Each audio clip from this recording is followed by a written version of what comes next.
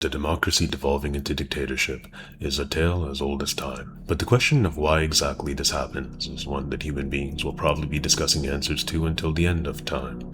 Especially when it's not a hostile takeover after a smooth-talking liar gets elected, but rather when the wannabe tyrant makes their intentions clear as day and then gets elected anyway. When the people look the snake in the eye and say, "We know exactly who you are, please come in." Why does this occur? The simple answer that many folks arrive at is that nobody can say for certain that they wouldn't do the same if it meant getting something to eat. After all, hunger and poverty wage wars on the mind in ways that very few other things do. But the natural follow-up question to this is, how do the people of a highly wealthy, stable, modern democracy still consistently find themselves in an abusive relationship with their government, where so many of their people don't have their most basic of needs met by the social contract that they pay their taxes to maintain? I don't have to tell you things are bad. Everybody knows things are bad. As if that's the way it's supposed to be. The dominant form of government in the Western world today is what's commonly referred to as liberal democracy, a system that can differ immensely from one country to the next, but that broadly defines itself by the presence of liberal and conservative political parties, a capitalistic economy, rights and freedoms of the people, and more than anything, the self-proclaimed rule of law. For generations, liberal politicians in the West have seen themselves as some of the finest defenders of the rule of law and of the fundamental freedoms of the people to ever exist, not just within their own countries, but across the globe. They've told the world that liberalism bends the arc of history towards justice. They've asked their voters to believe in the same thing. Things aren't perfect, they'll tell you. Mistakes are made, absolutely. But broadly speaking, they say, the liberal institutions around you are working just fine. All you have to do is keep the faith, believe in the institutions around you, believe in their virtues. But it's not 1998 anymore. This is the 21st century, and things are not what they used to be. We know things are bad, worse than bad.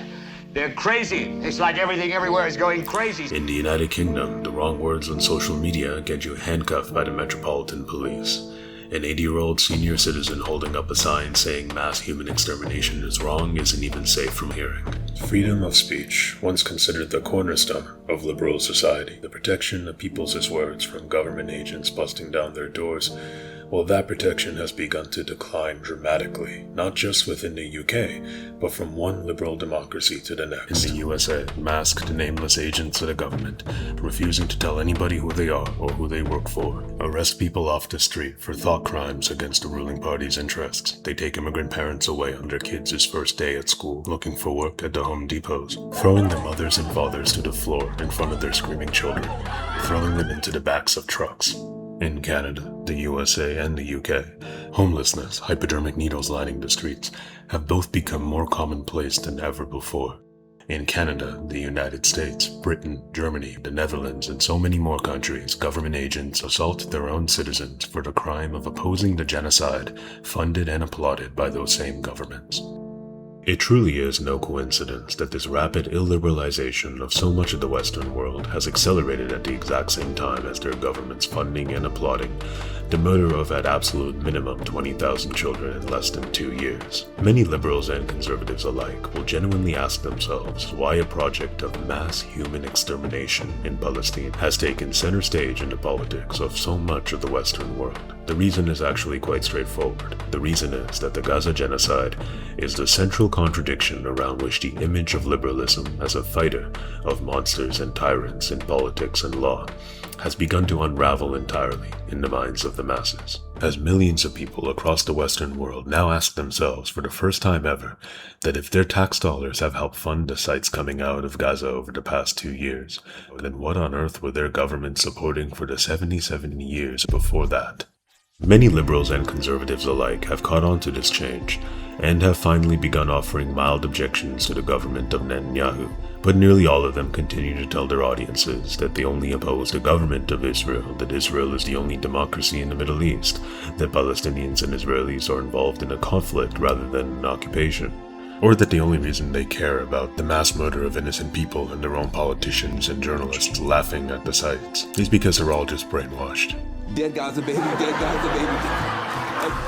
That's basically your whole thing. Almost as if they can't even hear the words that leave their lips. The reality is that for 77 years, Palestine has faced down the mass seizures of their properties and lands by the Israeli state, the mass demolitions of their homes to make room for the construction crews building Israeli neighborhoods, with about 3 Palestinian family homes demolished by Israel every single day, per day, for 56 years straight, not including any of the mass demolitions of the Gaza genocide, the mass deportations of their families to refugee camps, tents, and other countries, and the endless shipments of bullets and bombs from Western governments to be used to terrorize any and every Palestinian with the audacity to remain in their family homes, to create a legal order that surveils and harasses every aspect of Palestine, that tells them where they can go, what they can say, whether they're allowed to publicly show too much joy, that treats every single Palestinian man, woman, and child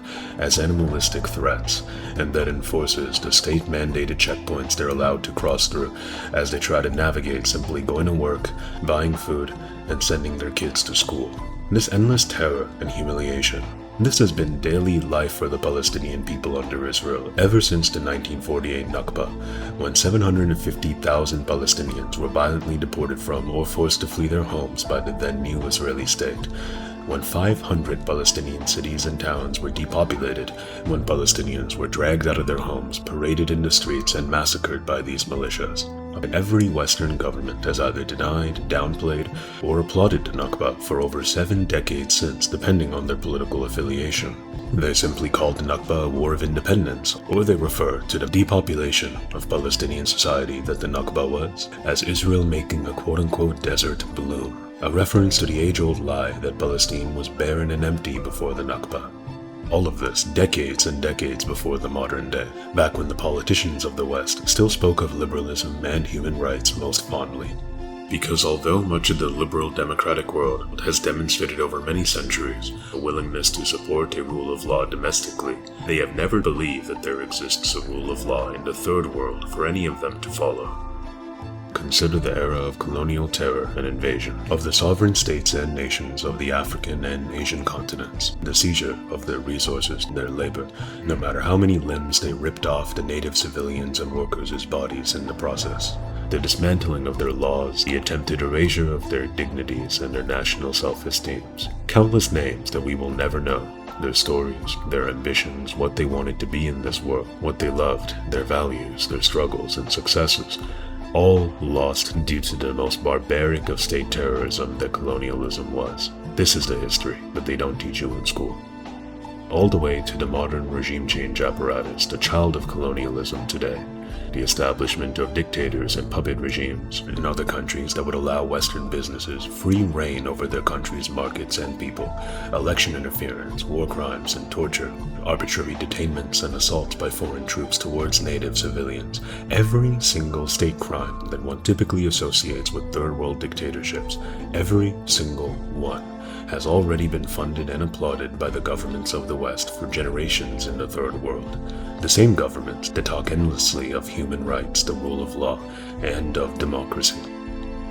This history of seizing the lands and the resources of other sovereign nations to enrich themselves, and of spending trillions of dollars to destroy other sovereign nations in the hopes of creating more favorable investment terms for their own country's businesses, this history is one of the strongest reasons why liberal leaders struggle to prevent the decline of the rule of law when it occurs domestically. And this isn't to say that what's happening in the UK is comparable to what's been happening in Gaza for the past 2 years, not even in the slightest. My point is that any cohort of politicians, that spend generations in agreement to the endless shipments of bombs, bullets, and soldiers to invade, terrorize, and brutalize the civilians of other sovereign states, will naturally begin to create within themselves, within the invading government, a profound desensitization to the disrespect of human life. And why on earth would that disrespect then not at least leach into the policy governing their own citizens? Do whatever they want to the people of those countries. Don't even see them as human beings, and just assume, with all the hubris in the world that one could muster, that they can then still go to their peace summits and their economic conferences and tell the world that liberalism bends the arc of history towards justice. But as their states tore off the body parts of brown and black children for generations, as they fund and applaud a genocide in the modern day, no amount of empty rhetoric at the UN could ever do a thing to change those realities.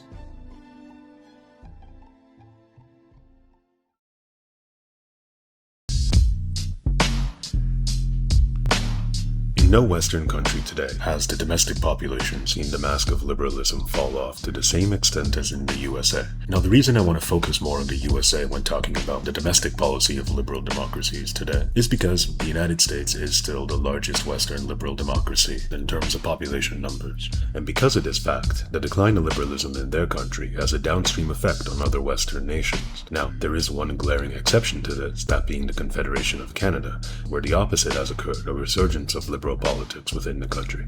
But there's a lot to explain there. Canada will be getting its own dedicated documentary from me, where I will explain the very unique landscape of Canadian politics to you all.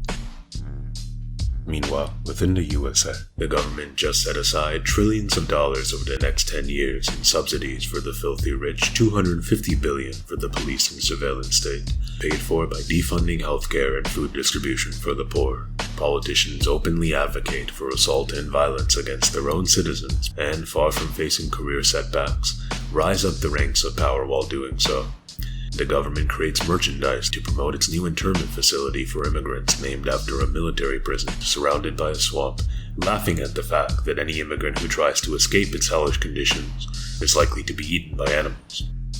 The government issues endless threats to denaturalize, deport, and according to their own words, arrest opposition leaders who disagree with the ruling party's crimes. The government issues total legal pardons for violent rioters chanting to kill the vice president of the country. The government issues gleeful deportations to an internment facility in El Salvador without any claims proven in court, any court hearing, or any conviction, all while openly mocking the slow-moving judiciary attempting to restrain their unlawful actions. You okay?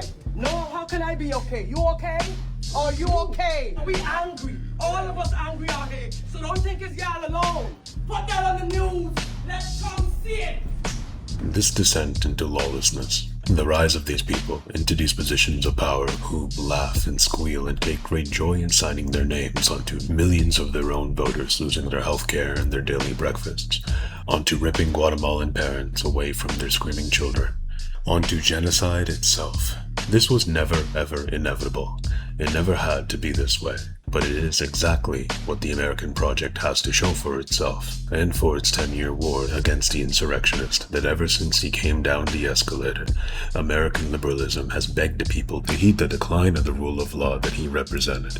He tried to overturn an election. He tried to create fraudulent ballots out of thin air. He pardoned a barbarian, a sadistic war criminal.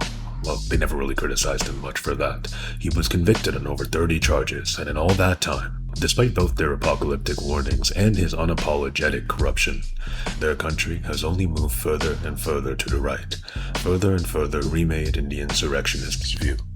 This video will explain in detail exactly why the primary reason for this fall of liberalism in the world's largest liberal democracy is that there is no national political competitor to conservatism in their country. There are liberal leaders, of course there are. There are liberal leaders who disagree with the conservatives. But at the same time, American liberalism has bowed down to right-wing rule for generations. They've operated by their norms, they've accepted their terms of the political discourse, they've normalized their rhetoric, and they never unapologetically advocate for their voters and their priorities in the way that the conservatives always do, consistently hoping that by doing so, by becoming conservative junior, they'd be able to win conservative voters over to their side.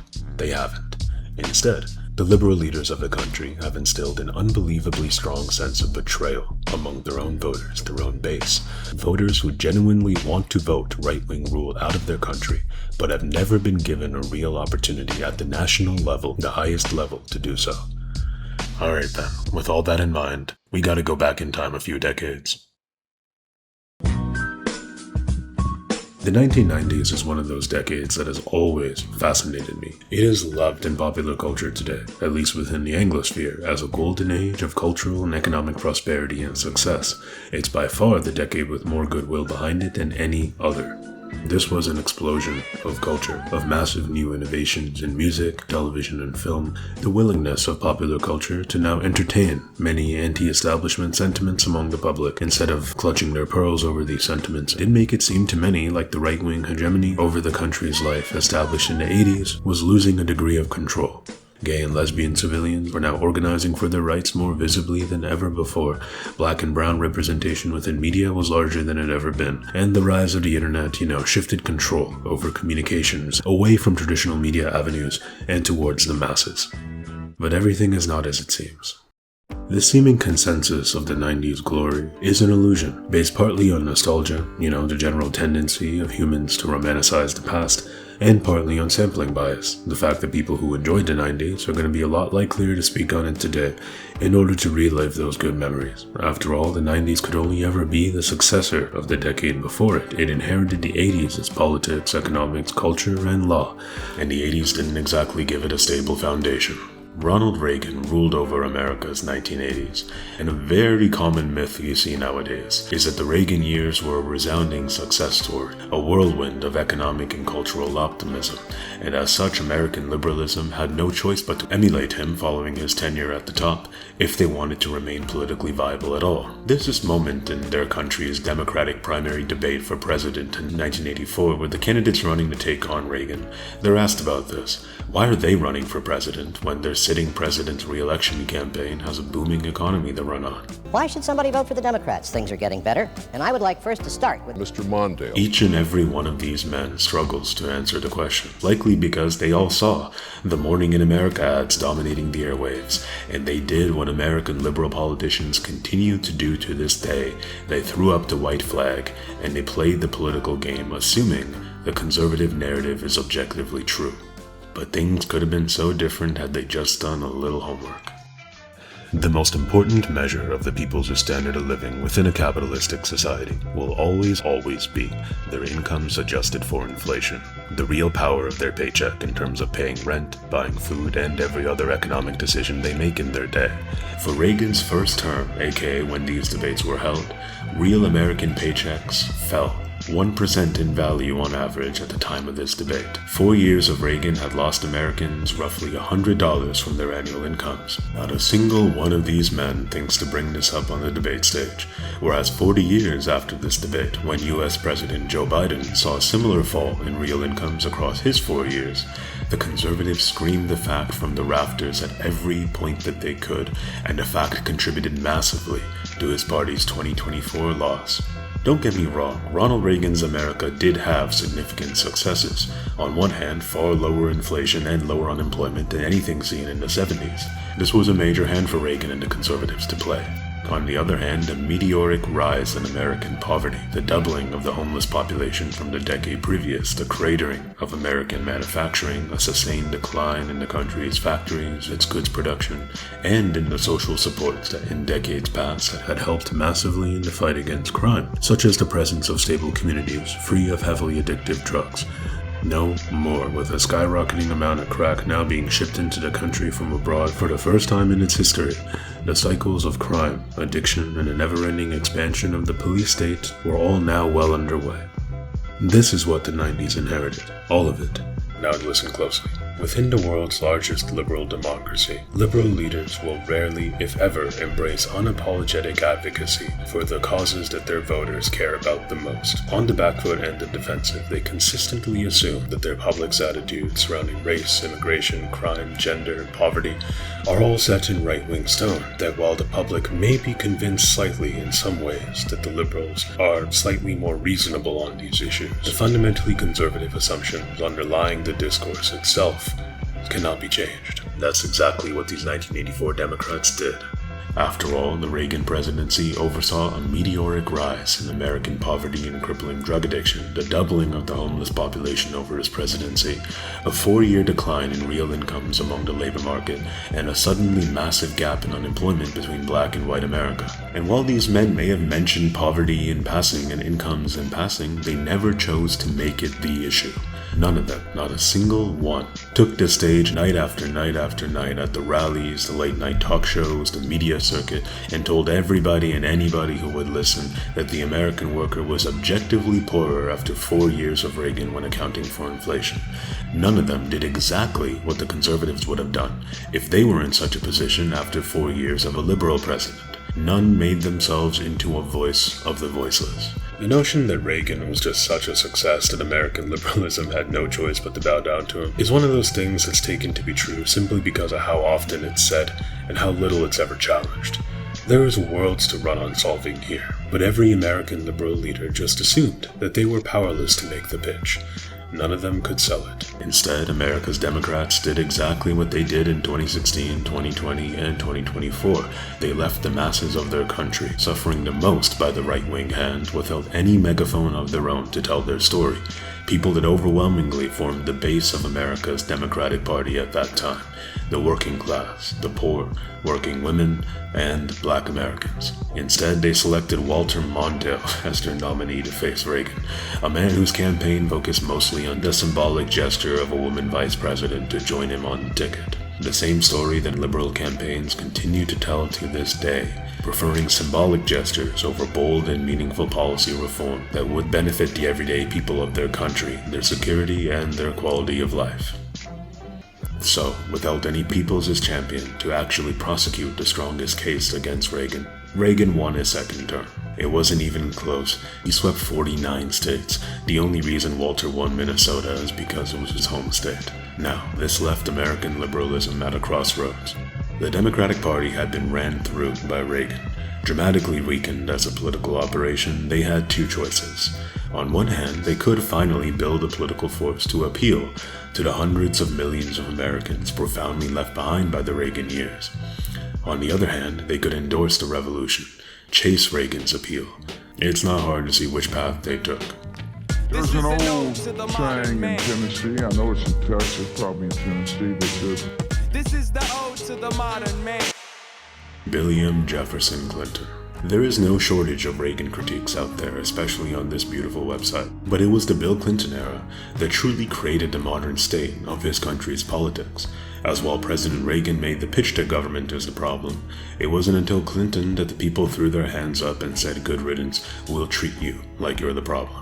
Unlike his father Reagan before him, Bill Clinton did not run as a right-wing warrior. And unlike Mondale, he didn't run as a liberal-minded statesman either. He definitely didn't run as a left-wing liberator of his country's working class and downtrodden. He ran as a sociable centrist, a polite all-American boy from the South tied down to his values of faith and community and maintaining American carnage abroad. In many respects, he was white America's wet dream. His character seemed progressive and conservative, bombastic and non-threatening, all at the same time. He was charismatic. That goes quite far in politics, especially among people that may disagree with you on a lot. But like your general vibe, America fell in love with this kid. Genuinely, his reputation back then was nothing like what it is today. And with Don't Stop Thinking About Tomorrow by Fleetwood Mac playing at his 1992 rally, Bill Clinton was pitched as the manifestation of America's future. A pluralistic, globalized, capitalistic America that could rely on the private markets to directly empower the masses, as opposed to just a few. People got so caught up with this fantasy, so much so that many of them never stopped to consider that his win also meant that the first sitting liberal American president since the 1960s was also now a guy ready to immediately sue for peace with the opposition, a white flag to their norms and values, and a signal to the country that the Reagan Revolution was here to stay. American politics has never been the same since. The Clinton Healthcare Bill, the Health Security Act of 1993. The story of the Clinton Healthcare Bill, as well as its failure, has been retold by every major liberal American leader ever since. The Clinton Healthcare Bill would have created health cards for each and every citizen and permanent resident that, when shown to a clinic or hospital, would grant them access to a basic package of healthcare benefits.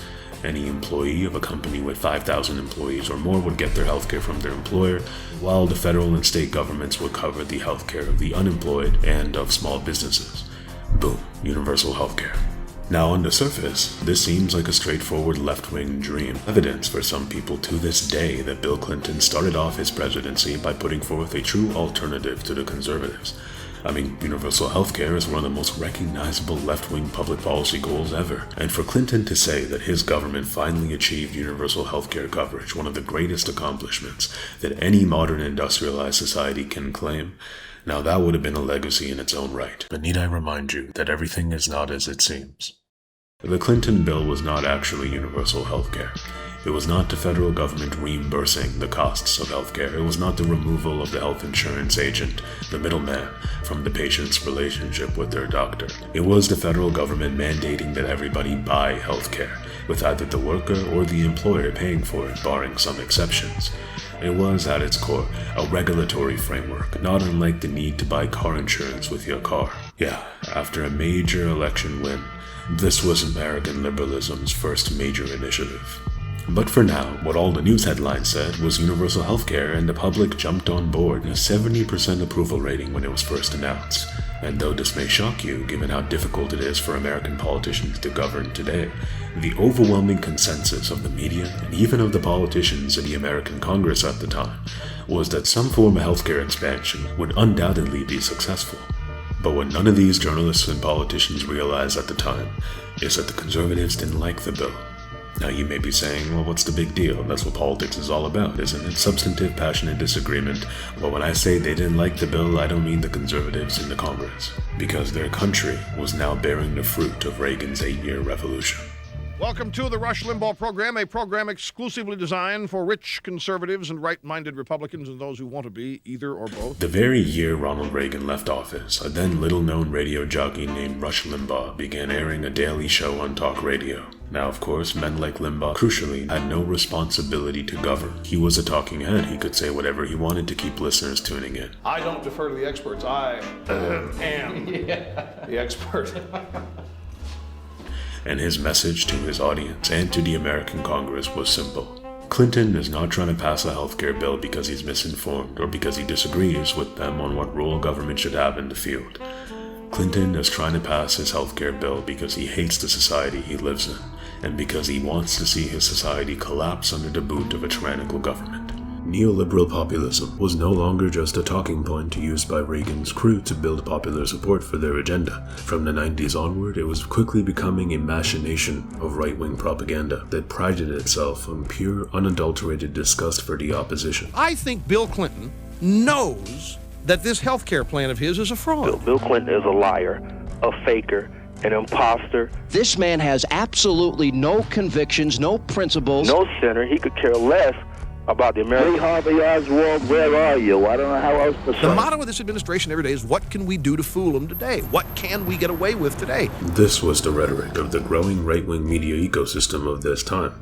Every facet of this new conservative party, its politicians and its donors, began following the lead of the talk radio hosts, who themselves were only following the lead of President Reagan. They cast the Clinton healthcare bill like the sky was falling. The health insurance industry came along too, spending tens of millions of dollars to destroy the bill, as while the bill wouldn't remove the profit incentive, it would regulate it, and that's a no-go. They funded a now infamous ad series of Harry and Louise, an old scared-looking couple living in this new American dystopia of everyone having healthcare. The government may force us to pick from a few healthcare plans designed by government bureaucrats. If they choose, we lose. Alright, now then, let's take a breather. These are a lot of powerful people, Mr. Clinton, and they're all looking to tank that bill. Now it's time for Clinton to get his own house in order and plan out a strategy to fight back. How did Clinton fight back? He didn't. Not because he wouldn't, but because he couldn't. The story of the healthcare bill is a lesson on exactly why liberalism struggles to prevent the rise of authoritarianism. The dismantling of democracy and the failure of government to get things done go together like salt and pepper. It's far easier to convince people to elect a bomb thrower when they feel as if the old guard is twiddling their thumbs. Clinton did try and save his legislation. He held rallies, he gave bold speeches on its importance, and tried to persuade protesters that not every public service is for the worst. You got people here holding up signs saying, no socialized medicine. Most of them have parents on Medicare. You want to repeal Medicare, man? But in trying to get his priorities signed into law, William made the exact same mistake that every liberal leader of his country has made at the national level. That instead of beating his chest and putting together a legislative package that rewarded his constituents, his base, while also focusing the legislation on a few key priorities and getting them done right, he assumed that his bill needed to be spread out, watered down, and capitalistic in its implementation, in the hopes of maybe appeasing the health insurance industry and the masses of conservative senators. Instead, they all slapped him in the face for even trying. The end result was a bill 1,000 pages long and filled to the brim with bureaucracy, while also leaving the general structure of the private health insurance industry completely intact, except now you had no choice but to give them your money. Its middle-of-the-road approach satisfied nobody, and if you're going to take a shot at doing something substantial in politics, you'd be wise to have your own troops on your side. Clinton's bill didn't rally any constituency. There was no passionate and broad popular support for a healthcare regulatory framework, no public pressure campaign on behalf of his supporters, no threats or primary challenges to the representatives opposing his bill, no on-the-ground operation calling up every political representative in opposition to ask them why they wanted more Americans sick and dead. And how could there be when the core, the substance of what he was trying to sell, was never in the bill to begin with? The Clinton pitch constantly invoked the title and vision of universal healthcare, a country where every man, woman, child has guaranteed access to the healthcare they need to live well and with dignity, which is why even after 12 years of conservative government, 70% of the country jumped on board when they first heard the pitch. But mandating everybody give their money to United Health is not universal healthcare. As long as the profit motive for basic healthcare services remains intact, there will always be some segment of the population who can't afford the paywall. Clinton had the political capital to do something massive at this time. He had a mandate through his massive defeat of Bush Sr. in 1992. He had the sky-high approval ratings. He had a public that was hungry for healthcare expansion. He even had something that most politicians would do anything for, an optimistic news media, confident that his first reform initiative was going to win. All this after 12 years of conservative governments, 8 years of Reagan, who consistently told the public that a dysfunctional, corrupt government was to be expected, that they had no choice but to deal with a dysfunctional, abusive state. The healthcare bill was in many ways the final stand against this notion that the governing body has to not know what it's doing, a grand opportunity by the government to pass a law that would tangibly keep millions more of its people alive and healthy. But ultimately, it was his decision to play it down the middle with a conservative bill that doomed his effort, as it did nothing but neuter his own party's support for his legislation, while giving the opposition free rein to set the narrative of Clinton, with little to no galvanized base to defend him. Once the bill fell, all that was left standing was some voters angry that their healthcare hadn't been expanded, and other voters angry that their dysfunctional, corrupt federal government even tried to intervene in their insurance to begin with. Tennessee that says, fool me once, it fooled me, we can't get fooled again. The healthcare bill has fallen. Clinton's numbers drop, his political capital sapped. He goes back to the drawing board. What was supposed to be a grand selling point for his party for decades to come, the fruits of effective centrist governance, instead became nothing more than an attack ad, as the same conservatives who tanked the bill could now point to its failure as evidence that Reagan was right, that a better world outside the hands of shareholders and private enterprise was impossible. Had he put together a healthcare bill that succeeded, things would have been so different. Instead, he allowed the conservatives to define his image for 2 years, and who would have thought that wasn't so good for him politically? By sunrise, the shift in power was so seismic. America is turning to a new political direction to the My right. goodness, what a butterfly effect this healthcare bill was. It was the bill's collapse that made room for the conservatives' sweep into 1994 midterms, leaving Clinton with a massively divided government, a major right-wing majority in the House, and not a single hint of political capital left. At this point, the Clinton administration was going to be a concession. Clinton quickly got to work. He fired many of his liberal advisors that helped him win his election in 1992, replacing them with staunch conservatives, such as Dick Morris, a conservative Democrat who quickly became one of the most influential voices in Clinton's ear. Where the president's first State of the Union in 1992 spoke of billions in public investment to create jobs, rebuild infrastructures, and fix substandard housing, come 1996, the same speech, same day, and now proclaimed that the era of big government was over, using a right-wing buzzword to deride his own party's objectives over the last 50 years as malicious state overreach. He returned to his roots as a new school Democrat, more concerned with backing the blue than ending homelessness, with balancing the budget through spending cuts rather than revenue from exorbitant wealth and luxury. Alongside this pivot to the right by Clinton, the Republicans in the Congress continued to radicalize, under the leadership of their new Speaker of the House, Newt Gingrich. No, I did not misspeak, his parents named him Newt Gingrich, while Reagan's populism would cast his neoliberal agenda as in the interests of the proletariat.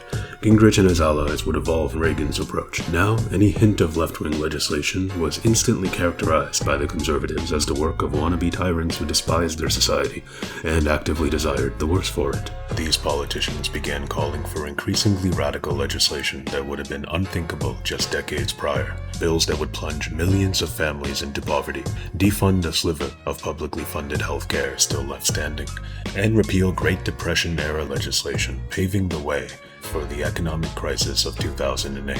I suppose that I am kinda cocky when it's dealing with rats, chicks, and cats. All the while, the leader of the only party in his country at the time capable of putting forth any sort of alternative to the conservatives had nothing to say in rebuttal.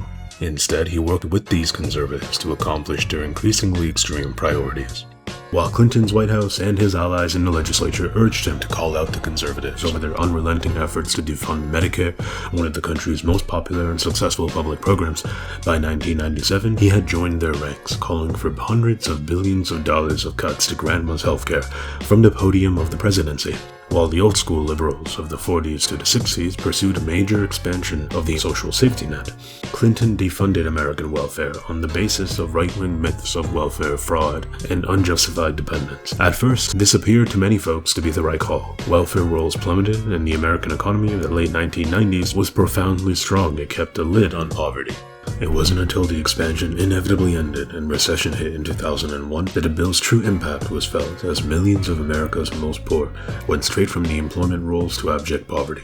Given that Clinton had defunded a historical middleman between these two states, the secular growth in poverty continued for 6 years after the recession already ended, and over 10 years in total, climaxing with the madness that was the 2008 recession.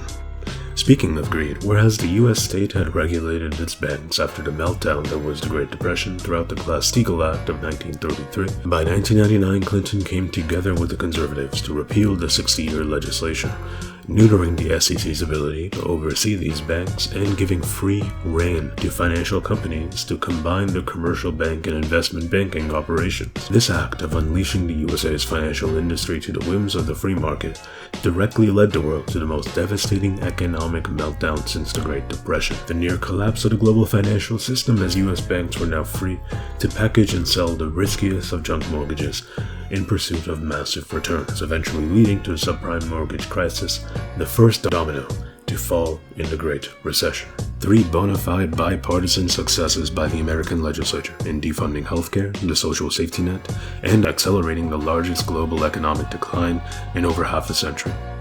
There were many indictments of American liberalism in the years, decades, and centuries prior, but watching the leader of the sole opposition party to the conservatives bow down to the same senators and congresspeople who would have thrown him to the wolves the first chance they got, throwing millions of his most important and loyal constituencies to his election under the bus, all in order to appease a right-wing status quo that continues to despise him to this day, words can't do it justice, truly. The end result is that as America's conservatives create their magnum opus today, a police and surveillance state with masked, roaming gangs of officers terrorizing immigrants and citizens, they would have never been able to create anything close to this madness had the liberals not voted for and signed into law the building blocks.